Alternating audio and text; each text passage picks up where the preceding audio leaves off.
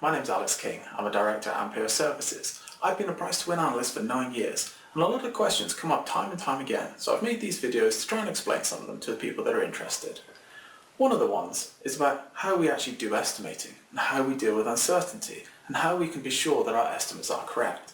And I really want to show you this diagram about how we cope with that problem, because one of the reasons that price to win has struggled to get the kind of traction in Europe that it has in America is that people find it difficult to find good quality data to work with. So you have to be a bit more inventive.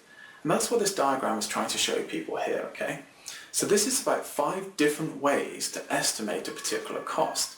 In theory, each of these would give you the same answer, okay, if your data was perfect and you're modeling it perfectly. In reality, they won't, but the whole point is that the process of going through them, comparing them, and trying to match up your top-down estimates and your bottom-up estimates will give you a much more granular, much more high-quality output once you can reconcile any differences. Now, we've actually come up with 5 different estimating methods, so I'll talk you through what they are, and then you can see how we'd use them. So I'm going to use an analogy here about if we were trying to estimate the cost of a car, and we wanted to know how much the average car in Britain was. Okay, so let's look at the boxes now. If we were doing a bottom-up estimate to understand what the average cost of the average car in Britain was, we could take a bill of materials and we could assign a price to each of those parts, and we could add up the number of parts, and that would give us a bottom-up estimate of how much a car costs in Britain. But there's a different way we could do it. We'll look at the green box now. This is a comparative estimate.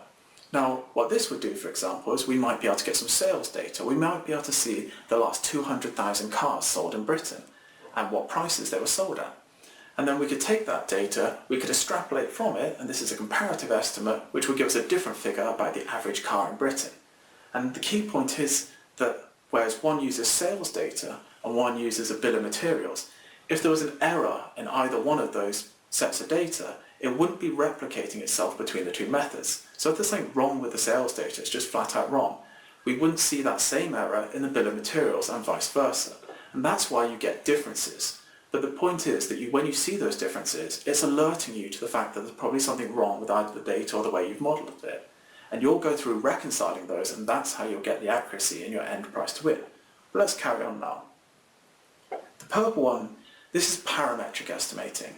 I'm showing you one of the more popular price to win tools for parametric estimating on the market. It's called True Planning by some guys called Price Systems. It's not the only one, it's just the one that we prefer to work with. So what this is really doing is it's asking me to describe to it the product breakdown structure, so the elements of what I want to estimate, either hardware, software, or whatever the system is. It's asking me to describe the physical entities or the intangible entities of a software. It's asking me what is it. And it's got a certain language in it that it understands how I build things up. So it understands the difference between hardware and software, and I use different objects to represent which of those I'm telling it make up the different parts of the system. And effectively what this is, it's got a huge database of past project costs behind it. And therefore, once I've finished describing the system to the tool, it then does all its calculations. It's running algorithms through that database and saying, well, based on what you've described to me as the system, I know that from historic data, it will take this much labour and this much materials to develop, produce, or support that system. So parametric, again, is really powerful because it's using the technical parameters of the system rather than any past sales data or rather than any kind of bill of materials. Now, if we wanted to do a parametric estimate of the car, we might say, here's a database of cars and we want to know the average car has miles per gallon of this, it has an average top speed of this, it has this many seats, all these kind of factors, this much horsepower in the engine. Those are the kind of factors we put in and we get an answer from the algorithms in a database. Going on now to the top down, this is more like rules of thumb, okay? And this works on some things well, other things it doesn't. But coming back to our car analogy, what we could say is that the average salary in Britain is, let's say, £27,000.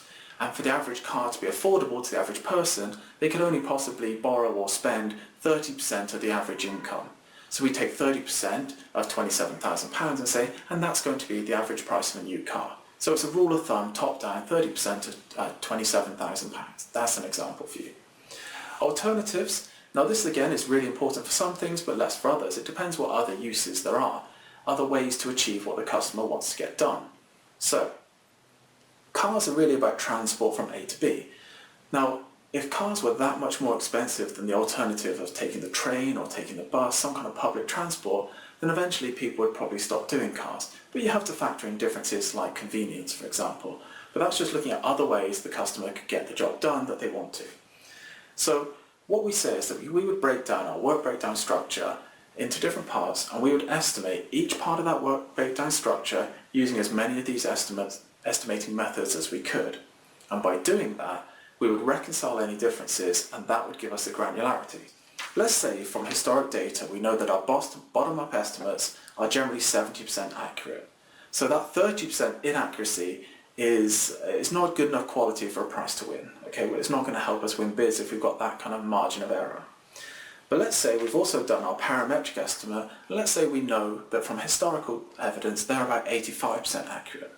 Now, if we've got both, and if we've done the effort to reconcile them, and they're both sort of giving us a similar answer that we can account for any differences, the combined accuracy of those, the combined probability is now better than the individual accuracy of both of them.